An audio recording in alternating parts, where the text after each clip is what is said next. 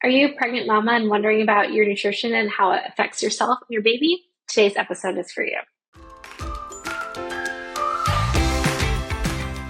Welcome to the BeeHive Doc Talks with Dr. Blair Rolnick. As a pediatrician and mother herself, Dr. Rolnick is here to answer your most pressing parenting questions and guide you through the tough spots. Welcome back to Be Kind Pediatrics. For those of you who are new to the show, my name is Dr. Blair Rolnick. I'm a board-certified pediatrician and mom myself. And today we have another mom on the show, Katie. I've been really excited to talk to her about one of my favorite topics, of course, in pediatrician, which is nutrition. She's a registered dietitian who specializes in prenatal nutrition. So Katie, why don't you introduce yourself? Wonderful. Well, thank you for having me. I'm Katie, prenatal dietitian, and I got into nutrition through my pediatric history of having severe food allergies growing up. At the time, food allergies weren't as common and the research wasn't there yet. So I grew up going to Mount Sinai Hospital to do all the food challenges and do all the testing. And fast forward to deciding what I wanted to quote unquote be when I grew up, I decided that becoming a dietitian was a great career path based off of my childhood history. And then as I proceeded to further specialize, I found prenatal nutrition super fascinating because not only it does impact mom's health throughout her life, the impacts that it can have on baby's development throughout their entire life and influencing future generations, I just found super fascinating and very cool. And so I did my traditional trainings in the hospital. And then once I had my son, I decided it was time to really buckle down and really support all those mamas in need. And here we are today. So Katie, one of the most important things, one of the things I talk about really on a day-to-day basis, but certainly every time I have a wellness visit with my patients, is the importance of nutrition. And I think what must be so fulfilling about your job is nutrition plays such an important role in preventative care. And that is becoming clearer and clearer as we get more data. But unfortunately, I think as we get more sick as a country and a nation compared to some of our neighboring developing countries. And what's, like you said, uber cool about your role is not only are you impacting the health of the mother, but you really have the ability to impact and start preventative care on the baby when they're a fetus, which is really like amazing and scientifically just blows my mind. It's so cool. So maybe you could tell us a little bit about proper nutrition during pregnancy and why is it so important that we're having these discussions as providers with our patients and making sure if there's something that seems particularly risky that we're getting them in to see a specialist like you. Although I think baseline, all mommies probably in their prenatal phase can benefit from having someone like you on their team, even if they don't have any risk factors.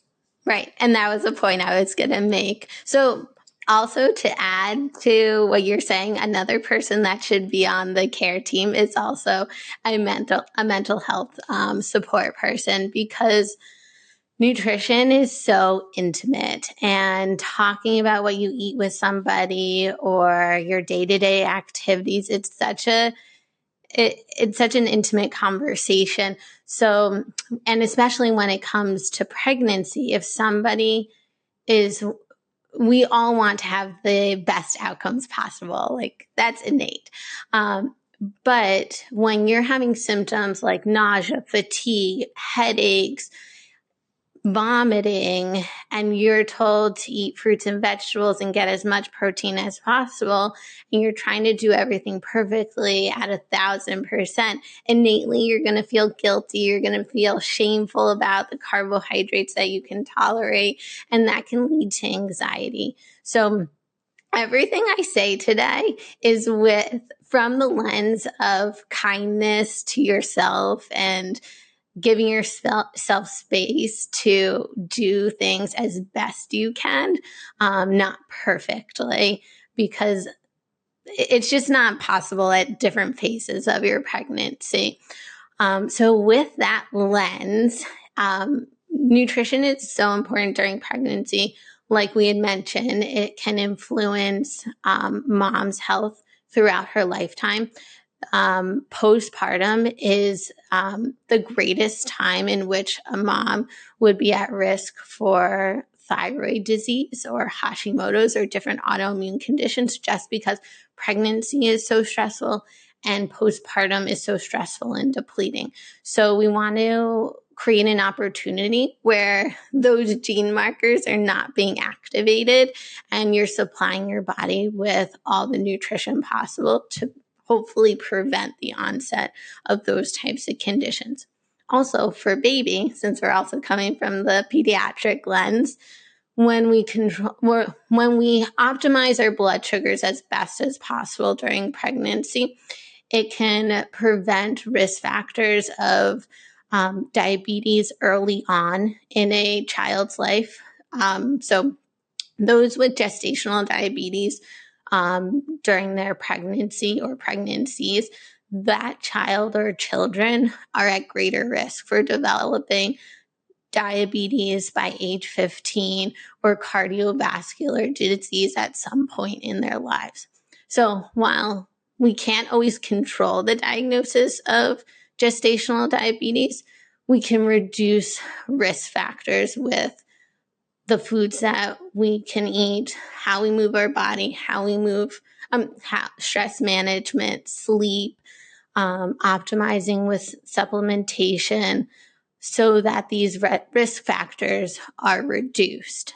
And then also things like paternal health is also really important in the picture of prenatal nutrition, because half the time for preeclampsia, that risk factor, it's not just about mother's age or other factors, but also partners' sperm health and donors' health also impact risk factors for things like preeclampsia. So that's why nutrition is so important. I'm always thinking about, as a pediatrician, my world is really preventative care. And so I'm always thinking about what would be my dream team in this office. And I think it would really be, me, myself, or some other pediatric provider, a registered dietitian, a mental health care provider, and I should say for all these dream team people, for me and the child and the parents, right, or the whole family unit, the children and the parents. Some sort of physical trainer or someone who has some education about physical health and moving your body and being able to make a plan to support parents. And then with the caveat that exactly what you said, this is not everything needs to be 100% all the time, perfect goal, but really just with the idea of empowering parents with the knowledge. Because I think right, where it really starts off with is knowing what you need and knowing when you can ask for help and when you need to ask for help. And I love what you said about paternal health, because I also think, while I understand the sperm health matters for things like preeclampsia, whoever your partner is in raising children or whoever your community is, you need support and help, and don't go it alone. And whoever that person is, they need sleep and proper nutrition and good hydration and good stress management skills to actually be able to be there for a postpartum mother as well, to be showing up and being present. And I think all of us, I mean, we can certainly speak to as moms, it becomes just baby so fast and yeah, nothing and nobody else matters except for your baby. But I always try to remind moms, I'm your health matters so much to me as a pediatrician because it matters so much to your child's health. And I feel like we can't, a lot of times moms take our laser focus off of baby. Oh yes, especially if somebody chooses to breastfeed, it's all or not all or nothing, but trying to navigate the emotional component of okay, maybe that mentally, emotionally, physically, it would be better to do combo feeding or other types of forms of feeding. Right. And it's interesting. I also love this topic. It's a favorite of mine. So I'm just going to jump in. I'm sorry to interrupt you. I tell moms all the time, when we look at social structures where, when we look at, for example, peoples who have no contact with the rest of the world, those social societies where mothers are breastfeeding exclusively, those mothers are not doing anything else. There are multi-generational family unit structures where other generations are doing all of the other childcare, all of the other house care, all of the other food and gathering. Or inversely, they're not doing all of the feeding, and those mothers are then re-engaging quickly in their societal duties because they can't afford to have that generation of women not participating in their societal duties because the elderly can't go out and do those things for them. So the elderly are kind of stepping into the childcare, or the very young are stepping into childcare. So really the message, I think, is we weren't meant to evolutionarily do this, all of this on our own and go the whole way on our own. We were meant to have help at multiple levels of raising a baby.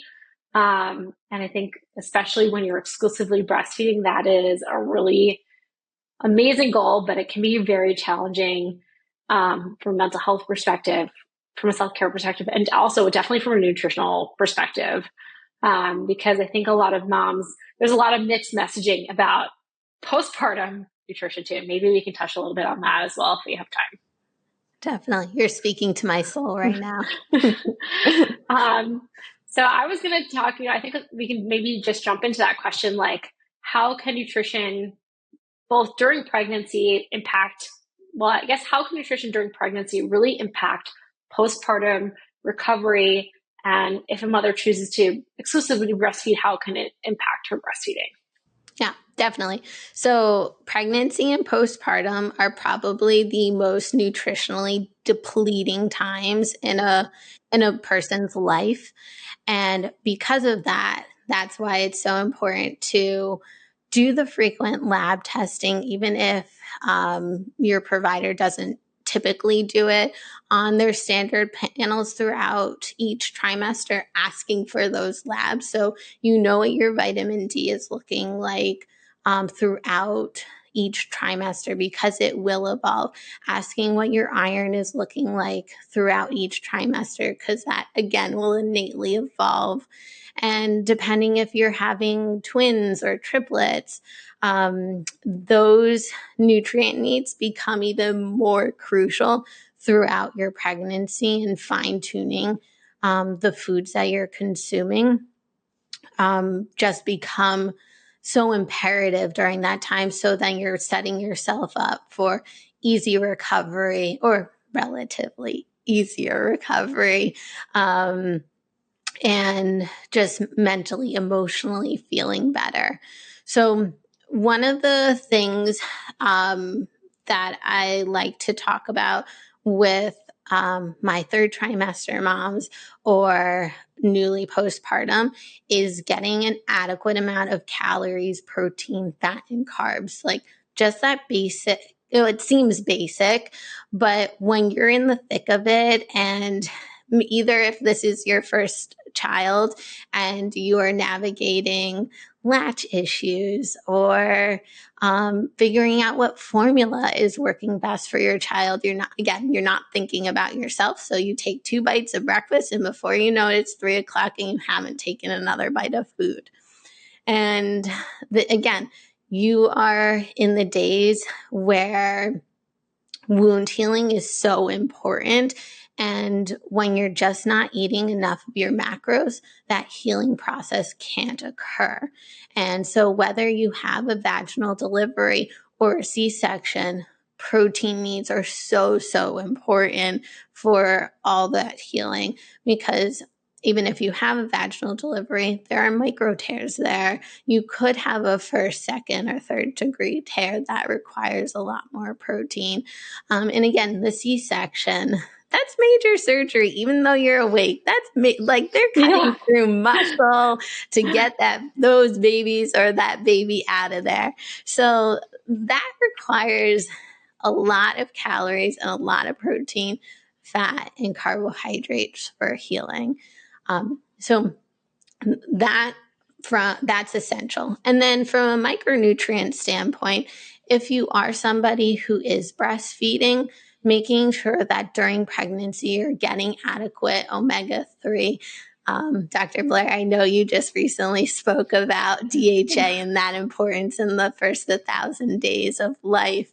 But DHA or your omega-3s are transferred via milk to baby, and so is vitamin D and a bunch of other micronutrients. So if you're not eating anything, you're just eating those 2 bites of breakfast and then maybe a protein bar at 3 o'clock and waiting till dinner to eat again, that's a huge missed opportunity, not only for you, but for baby as well, because whatever stores you have will always go to baby.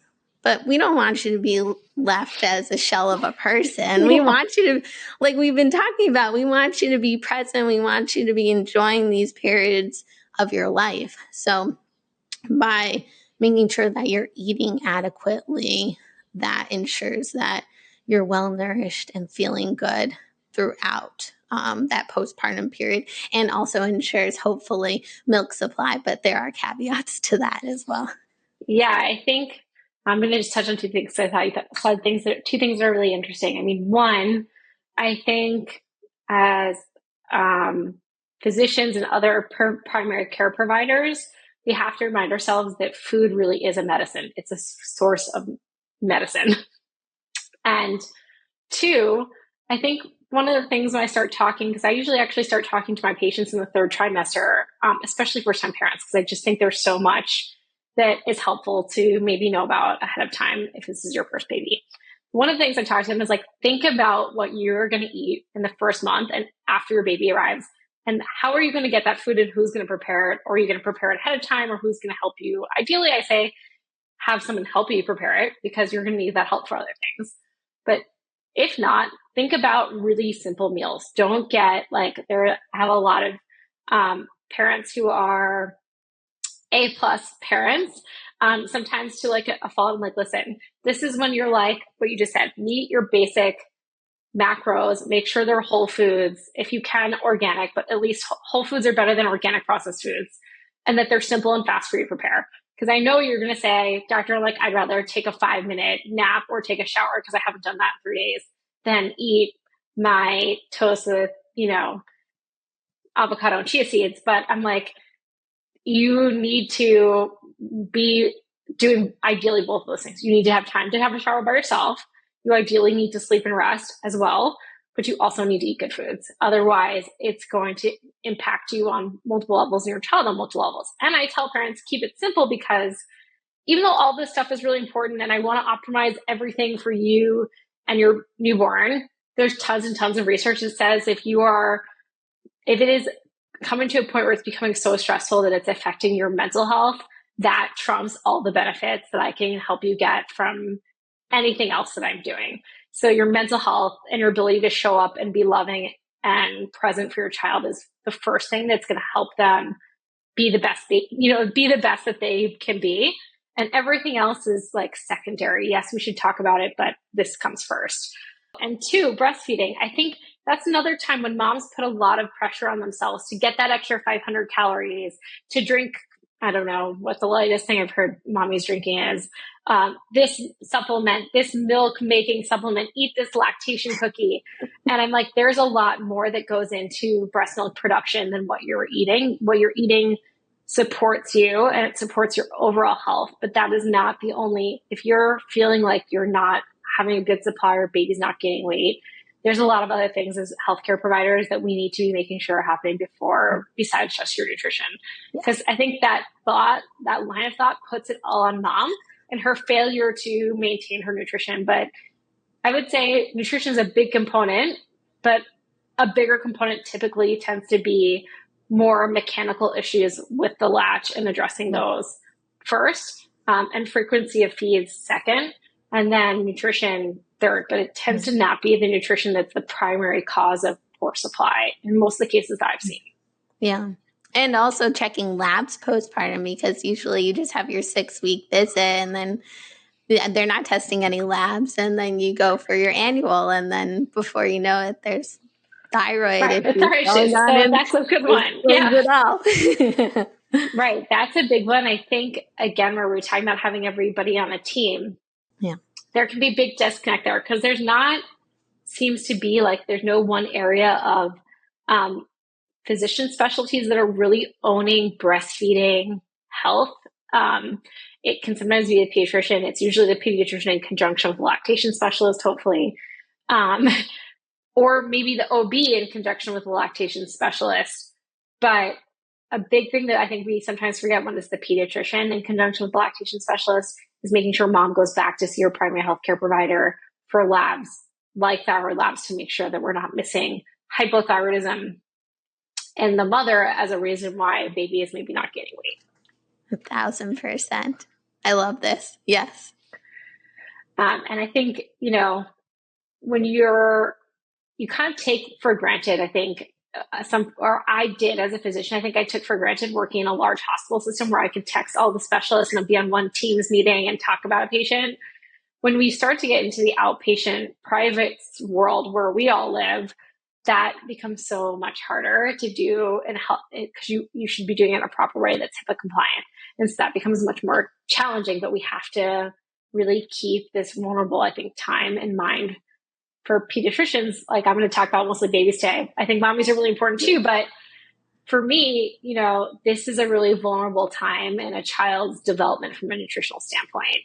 And we have to really try to think really hard about how we can best help, I think, mommy baby dyads in this kind of crucial time. And I think part of it is educating parents, because I also think there's a huge lack of time that we spend with our patients talking about why am I like talking to you about iron and DHA and vitamin D? Well, yeah, I surely again, babies will get what they need typically from their moms. They will just take it through breast milk if they're breastfeeding, and they will take it intrauterally until they deplete you. But I've actually seen patients wind up with, mommies wind up with postpartum fractures from vitamin D deficiency. And so that's not ever an ideal situation we want anybody to be in. But I don't think those mommies even knew that was what's happening or could happen. Yes. 1,000. I see a vision. I see a healthcare outpatient vision where all the specialties are commingling and nobody's working in isolation or in silos. Right. And I think the onus, this doesn't have so much to do with this topic, but I think the onus is really on us as primary care providers. Mm-hmm. The whole term primary care means that we are the quarterback, right? And so whoever we're throwing the ball to, whatever plays we're making, it's really our job to make sure that we're staying into communication with all the moving parts that we've put in place. And it's a big reason why my practice is set up obviously the way it is, because that takes a lot of time. It takes a lot of time for me to track down all of the specialists that I've referred people to and talk to them and get their opinion and actually have a conversation with them on the phone, not just get a fax with their plan, because I think it's really important. I still think that that's a really important part of healthcare. And I think you have to try to find a way to carve out that time if you can as a provider. If you've taken the time to send a patient to a specialist and ask them to take that time out of their day and pay for that service, you should be able to take the time to follow up with them and make sure that you're all on the same page. Because a lot of stuff gets lost in translation in notes. I can tell you my notes are a lot less detailed than my thought process. 100%. Yeah, like we said, everybody's a dynamic person and we can't work in silos, and their health is dependent on having that dynamic care. So if everybody has something to offer to the table to enhance the outcomes of baby, mom, each person in the family. Just so interesting, because I think, again, nutrition is such an important role in our overall healthcare. But I can tell you that, interestingly, I got very little nutritional training in medical school and throughout my residency training. I really had to go back on my own and do a lot of it. But I think that we really can kick into another gear what we're focusing on with preventative care by talking to patients about how nutrition can play a role in preventing disease and optimizing our health.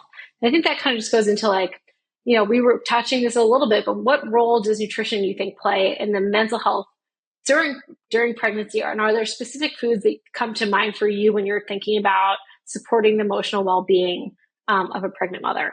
Definitely. So in terms of the mental health component, like I've alluded to previously, it's very hard to implement the nutritional changes if we don't have mental health support on board, because I can talk about easy meals to prep or how to optimize your Instacart order or these little hacks to just make your life a little bit easier between like meal delivery services or stuff that you can do at home. It doesn't matter because that is so overwhelming if you're already feeling anxious and depressed. Or if there's just that lack of social support at home, or a parent is working all hours of the day and it's all on the other parent to get everything done. So first things first, when we talk about nutrition and mental health, this is definitely a dynamic team approach. It's definitely not done in isolation. The other component is we do want to talk about blood sugar balance and supporting mood and how you feel throughout the day. It can be as simple as like getting more protein at breakfast so that your blood sugars are just having less variability throughout the day. And it could be as complex as having nutrient deficiencies like your B vitamins or zinc or vitamin C for like handling oxidative stress or free radicals, because while that is like a physical stressor, that's also an emotional stressor too, because it can cause inflammation throughout the body, in the brain. And a lot of these micronutrients also influence our serotonin and dopamine as well. So we're getting on a granular level. We want to replete all these very important micronutrients, but on a more holistic level, we want to start with giving you the tools to cope and the tools to take a deep breath in and say to yourself, what's one thing I can do today to support my health and well-being so that I can be the most present parent possible. So in regards to mental health during pregnancy, that's what I would specifically recommend. And also checking your vitamin D too. That has a huge vitamin D, DHA. Those two have huge roles in anxiety, depression during pregnancy and postpartum. So that's, I talk a lot about vitamin D and DHA, but man, I just learned something really cool and new about vitamin C, although it makes a lot of sense from a pathophysiologic level because I always tell people or patients, there's really no difference between our flight and flight stress from being in physical danger and then being emotionally stressed out.